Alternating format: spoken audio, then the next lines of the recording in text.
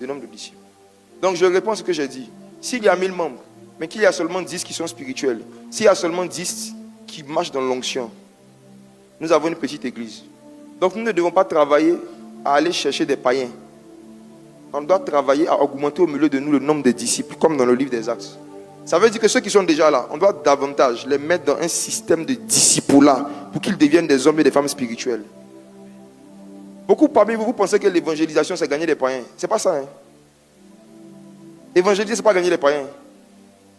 Évangéliser, c'est expliquer l'évangile à quelqu'un. Évangéliser, c'est expliquer l'évangile. Maintenant, il y a des gens qui sont ici qui n'ont pas encore compris l'évangile. On va les laisser pour aller chercher ceux qui sont dehors qui n'ont pas compris l'évangile. Chaque fois que je suis en train de vous réexpliquer des choses de la croix, je suis en train d'évangéliser.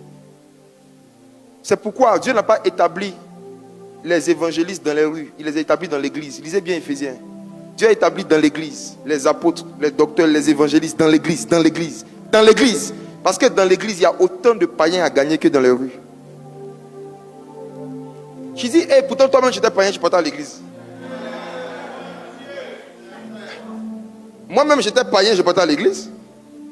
J'étais un païen membre d'église évangélique. Je suis né dans la communauté évangélique.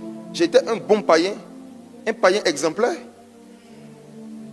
Ceinture noire, 6e dan. Ah.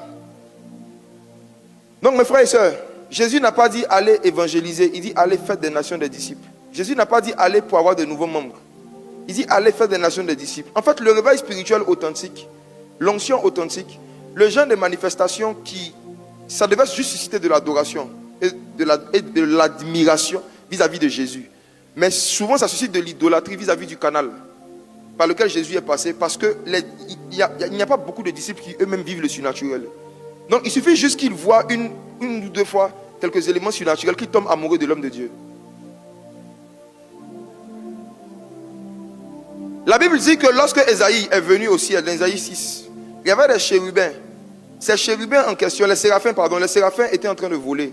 Quand les séraphins ont vu Ésaïe, ils ont pris des ailes pour cacher leur visage. Ils ont caché leurs pieds. Une façon de lui dire, concentre-toi sur celui qui est assis sur le trône. Ce n'est pas de nous qu'il s'agit.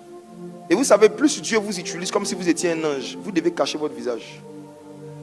Plus vous opérez dans une dimension angélique par rapport au surnaturel, vous devez dire et faire des choses pour rappeler aux gens que ce n'est pas à cause de moi que Dieu t'a envoyé ici. Ésaïe, tu n'es pas venu au ciel pour regarder le visage de tonton Séraphin. Est-ce que tu cherches la face de Dieu? Est-ce que ici ou en dehors d'ici, tu es un homme qui cherche, une femme qui cherche la face de Dieu?